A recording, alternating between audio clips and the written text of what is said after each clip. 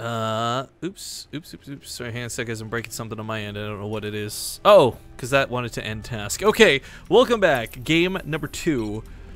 Here in this best of 3, top of the hill, king of the hill, Archon mode showmatch series. Spawning in the bottom right corner of the map, it's gonna be the red Archon, Bioice, and Intense.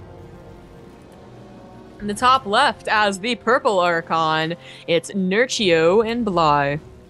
So just thinking back on a moment of what we just saw, and exclusively thinking on the tank drops, I really feel there is that time where if you can cause enough damage with that tank drop, you can probably get ahead enough to win the game on the macro side of things. But I think that was the problem, right? They never did do enough damage. It came just short. They were killing lings and queens, not drones. And they never really got to the juicy bits of the Zerg players. Ooh. Well, I agree. You know, the more that I see tank drops, the more that it just looks like a very mild pressure opener. So if you ever commit, as in if you ever lose the drops or spend too much time microing, not macroing, then you've already, you know, you've done goofed, right? Like it's like 2 Reapers, you know? Like it's some potential damage, but really it's about just a little bit of control, and instead you value it way too much. So I expect to see either tank drops phase out entirely as an opener, or they're accompanied with something else, you know, like a freaking Hellbat push too. Like imagine that. I would love to see Hellbats start. It's funny because we just speaking on Hellbats for a moment. It's a lot of the things that I think take for granted in Heart of the Swarm that we see kind of get left out in Legacy of the Void. So many games we've cast, much less played, that we've been like, where are the Widow Mines? Where are the Hellbats? Where are these units we already know shut down blank? Yeah, well, that's what happened. Like they continued on with tanks, and we have seen a couple other Terrans do it, you know, and like in League and then Olimo League, but it just isn't. It still doesn't feel right, you know. It's never going to be back to the power that once was in Wings Liberty a lot because the Muta got buffed. You know, like it's been a while since that happened, but they did get a buff between those expansions, so it's never going to be the same. Widow Mine's just going to be sometimes necessary, and even so, even if tanks were as good as they're supposed to be, people just aren't skilled with the style anymore, you know? Only Bomber seems to be. This Bomber's old school. Nothing faces him. Yeah, Kids apparently with their he won. newfangled gadgets. Yeah, I don't know if it's a spoiler. Maybe it is. I already spoiled it, though, so whoopsie Yeah, you daisy. just said he won. You literally just said that. Damn, he won 1 game out of a best of 5. You know, that's what I meant, you know, with that style. Nice recovery. Psych, it was terrible. Terrible recovery. I think at this point, too, it's like, if we've got any fans on BaseTradeTV, the second they know Zombie opens their mouth, it doesn't even matter what the context is. It's like your spoiler-free window is gone. Just like movies, games, results, like it doesn't matter.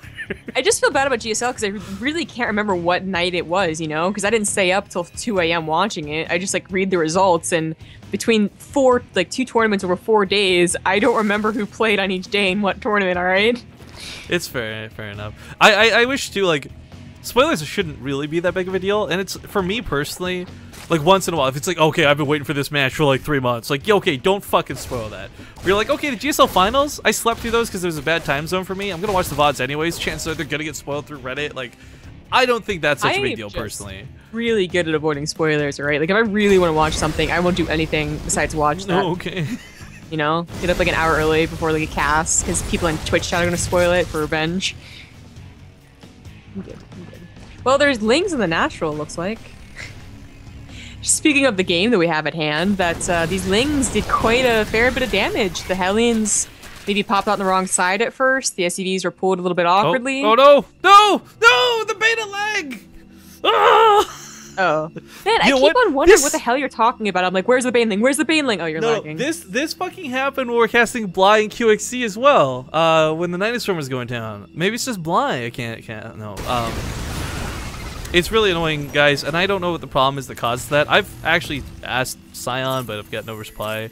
Like, there's something about the client that makes it hang there, and the thing is, it doesn't go straight to a drop screen, and that's why Zombie says she doesn't know what we're talking about when I do this, because the game still carries on for everybody else. It's especially frustrating when you're playing the game and that happens too, because they're like, oh cool, I caught up and my tanks are dead. Like, what the fuck?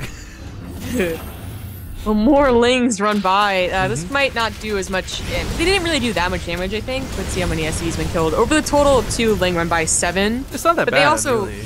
It's not bad, you know, for like I had like 14 links, something like that. Yeah, it's not bad. But it was also the chaos that it caused, you know? Like, Hellions have not been across the map for a while. Pulling There's off 8 the of them mineral now. lines, too. Yeah. But it looks like they were trying to pair up a Cyclone Hellion attack. They are going into mech, so it might just be that they're going to have these units as their composition. I am a little curious how this is going to finish out, though, as far as compositions go. Because, okay, we got Roaches, possibly Ravagers, but the thing is, they're going to be pretty good at what's coming. It's only one Cyclone with this army. It's not even with the army. Everything else is too fast for it. Yeah. There it goes. Wait for me, guys. I'm big and clunky and kind of stupid looking, but I have a lot of power. Yeah, I got missiles. I got literal missiles. You need me. I don't think the chance use even saves the queen, by the way. Oh, last shot gets her. So we learned recently, and we've talked to Jack Attack and some others about this. We don't think this is intended, but just so people know, upgrades do affect the damage the Cyclone deals through this attack. It's pretty disgusting, not gonna lie. I think level 3 it does 770 damage over like these 10 seconds or whatever. 14 seconds, pardon me.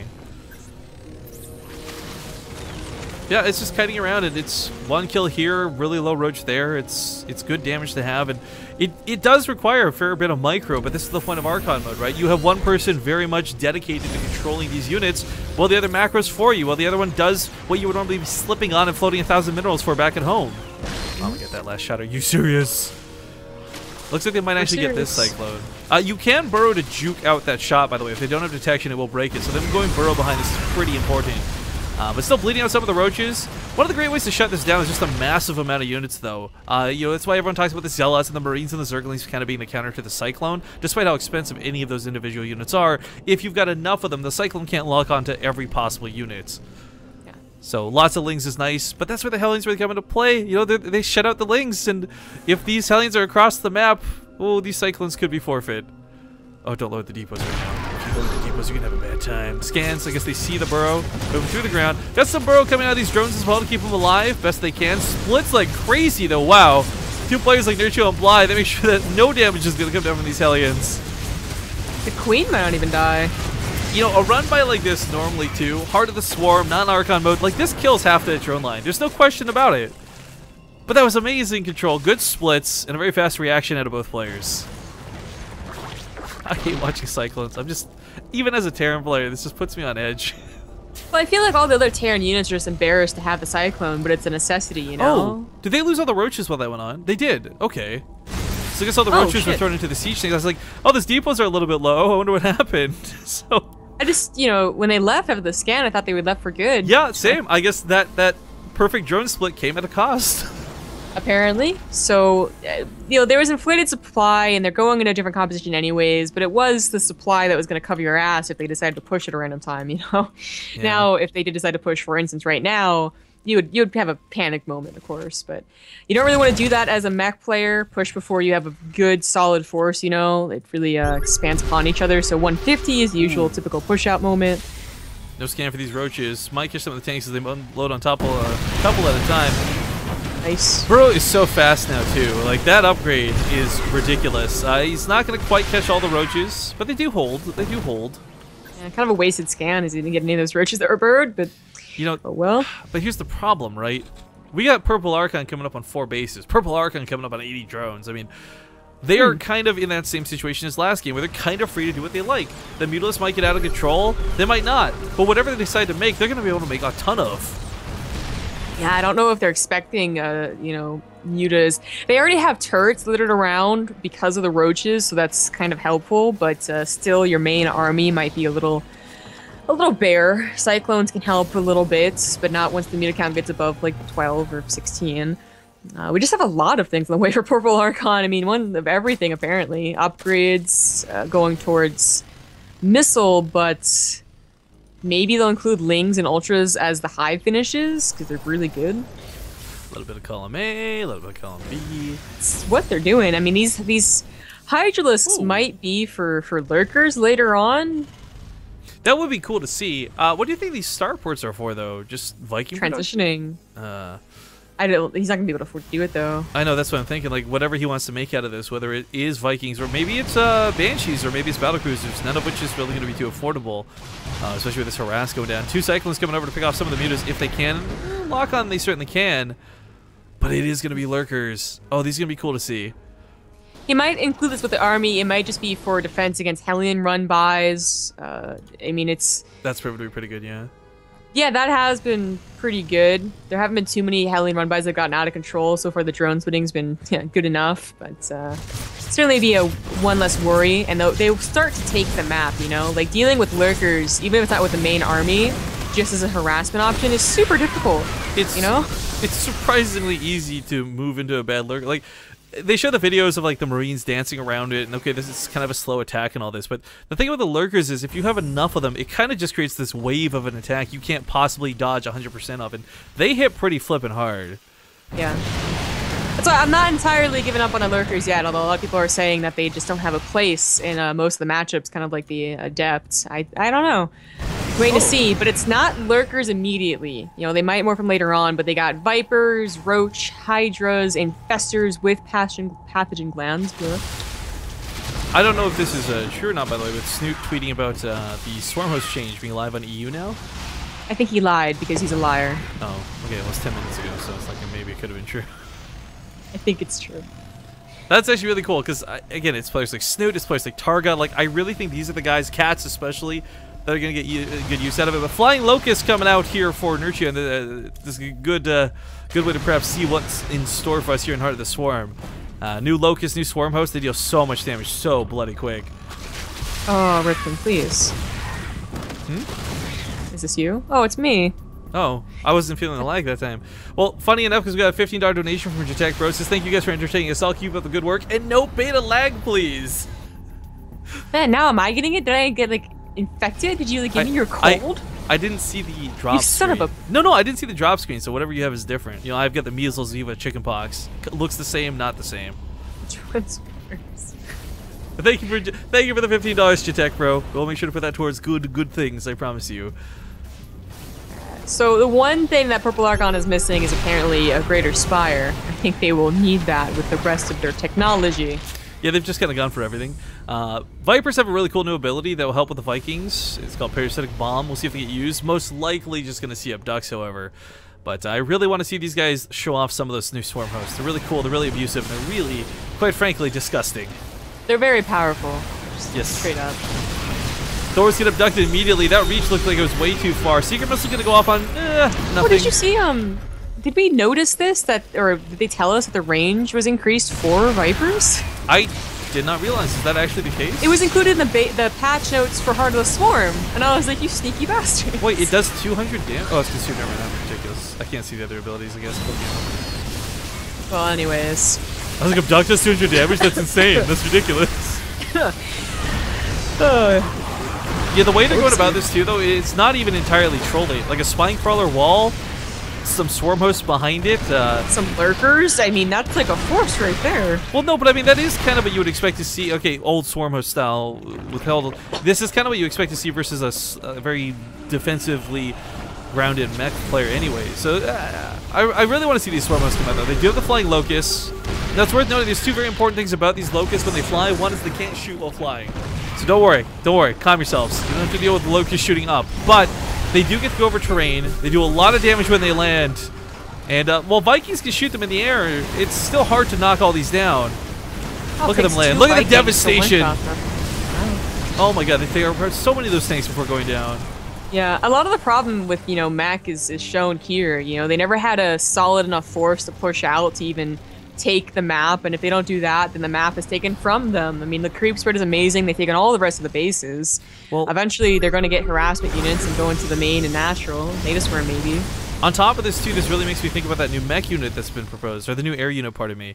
Lots of really high rate of fire but low damage, and it's supposed to be like a splash to air or something. So when you've got those locust waves coming in, it's something you can viably remove half of them from before they land. Yeah, but there's so many other things that Zerg got, It's just like, okay, I dealt with one problem. Pretty big problem, but, I got all these other things, like this Ultra Skyrim coming down, and for an Archon, he doesn't have any money, Friendly fire, have they ever gotten above 180?